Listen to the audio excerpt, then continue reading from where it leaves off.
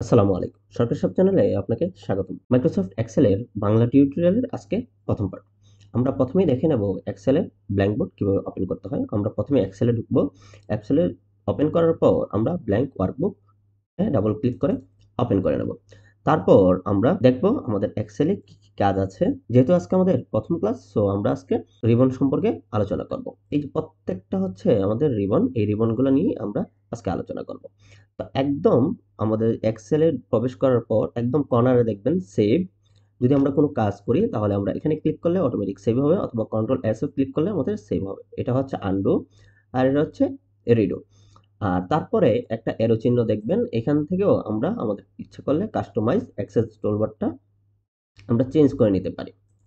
তারপর প্রথমে আমরা দেখব ফাইল। ফাইলে ক্লিক করলে আমরা পাবো হচ্ছে নিউ। যদি আমরা নতুন কোনো ডকুমেন্ট ওপেন করতে চাই তাহলে নিউ, আর পুরনো কোনো ডকুমেন্ট যদি ওপেন করতে চাই তাহলে ওপেনে ক্লিক করব। তারপর info, save, save age, print, share, export, এরকমভাবে আমাদের বিভিন্ন অপশন থাকবে। এই অপশন আমরা ধারাবাহিকভাবে আমরা দেখে নেব কিভাবে আমরা কাজ করব। তারপরের অপশন হচ্ছে হোম। মূলত এক্সেলে কাজ করতে গেলে প্রথমে আমাদের হোম সম্পর্কে ভালো জানতে হবে, কারণ হোমের মধ্যেই আমাদের সব ধরনের ইনসার্ট, আউটপুট, ফ্রন্ট সবগুলা ফরম্যাটিং সবগুলো আমরা এখানেই থাকবে। তো প্রথম রিবনে আমরা দেখব হচ্ছে পেস্ট, কাট, কপি, ফরম্যাটিং, পেইন্টার, এক্সেট্রা। তারপরে আছে হচ্ছে আপনাদের ফন্ট, যেগুলো আমরা লাগে, যেমন ফন্টের সাইজ কি হতে পারে, ফন্টগুলো কি কি ফন্ট আমরা চয়েস করতে পারি, তারপর বোল্ড হবে কিনা, ইটালিক হবে কিনা, আন্ডারলাইন হবে কিনা, আমাদের ক্লিপবোর্ড গুলাতে বিভিন্ন ধরনের মার্কিং থাকবে কিনা, আমরা এই রিবন দিয়ে চেক করে নেব। তারপরে হচ্ছে ইনসার্ট। আমরা যদি কোনো শেপ বা কোনো ছবি কিংবা বিভিন্ন চার্টগুলো আমরা অ্যাড করতে চাই তাহলে আমরা ইনসার্ট থেকে করব। পেজ লেআউট থেকে আমরা মূলত প্রিন্টিং এর কাজটা করব। যদি আমরা প্রিন্ট করতে যাই, প্রিন্ট করতে গেলে আমাদের বিভিন্ন মার্জিনের প্রয়োজন হয়।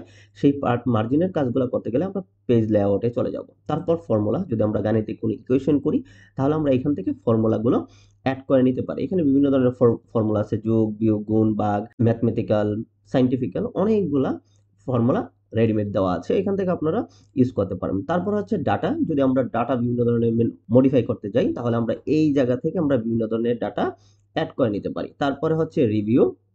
রিভিউতে আসলে আমাদের মানে এখন কোনো কাজ নেই, ভবিষ্যতে আমাদের যখন কাজ হবে আমরা তারিখভাবে সেটা বুঝিয়ে দেব। তারপরে হচ্ছে ভিউ, আমাদের পেজটা কিরকম ভিউ হবে, পেজ ব্যাকার হবে কিনা, নর্মাল কিনা, পেজ লেআউট কিনা, কাস্টমাইজ হতে পারে কিনা, সেগুলো আমরা ভিউতে দেখে নেব। তারপরে হচ্ছে হেল্প। যদি আমাদের হেল্প লাগে তাহলে আমরা এক্সেলের এখান থেকে হেল্প নিতে পারি। তারপরে হচ্ছে কোনো কিছু সার্চ করতে গেলে সেটা, যেমন ধরো আমি যদি দেখি অ্যান্টি ফন্ট, আমার কি কি ফন্ট সাইজ হতে পারে, ফন্ট ডিসক্রিট, কোনো কিছু যদি আমরা খুঁজে না পাই তাহলে আমরা এখান থেকে সার্চ করে নিয়ে আসতে পারবো। তো আমরা প্রথমে চলে যাব আজকে হোমে। হোম থেকে আমরা দেখবো আজকে হোমের কাজগুলা কি কি করে। যেহেতু আজকে প্রথম, সো আমরা আজকে জাস্ট হোমের বিষয়গুলো একটু দেখব। তো প্রথমে এই যে এটা হচ্ছে আমাদের কলাম, আর এটা হচ্ছে আমাদের রো। তো আমরা সাধারণত রো এবং কলাম নিয়ে আমরা এক্সেলে কাজ করি। তো আমরা আজকে জাস্ট আমরা দেখব এই রো এবং কলামের মধ্যে কিভাবে আমরা টাইপ করব।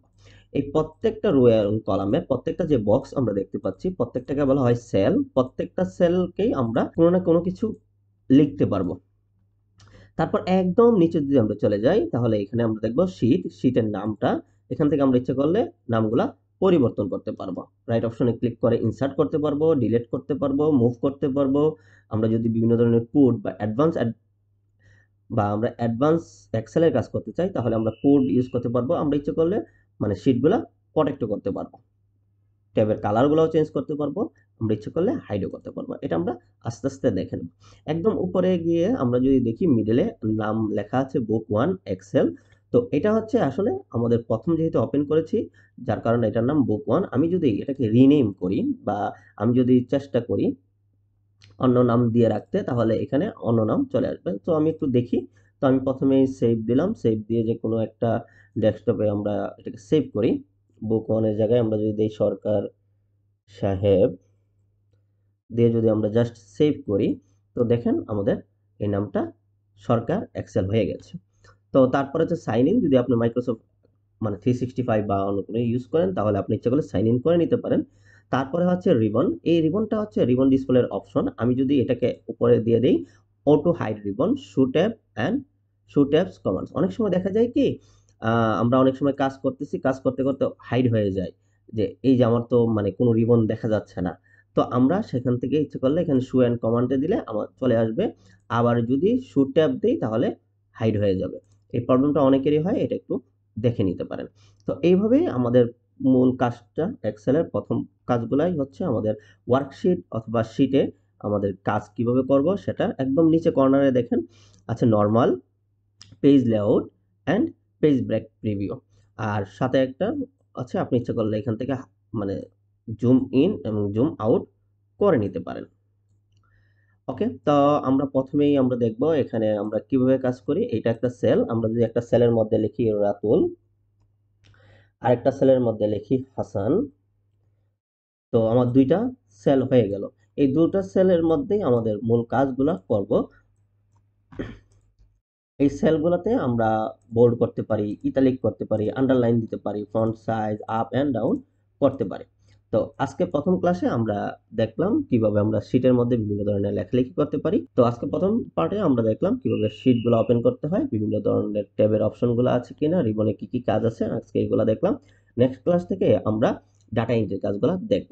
তো ডাটা এন্ট্রি কাজ করতে গেলে আমার প্রত্যেকটা রিবনের কাজ লাগবে এবং প্রত্যেকটা কাজ কোনটা কিভাবে কাজ করে আমরা সেটা দেখে নেব। আসসালামু আলাইকুম।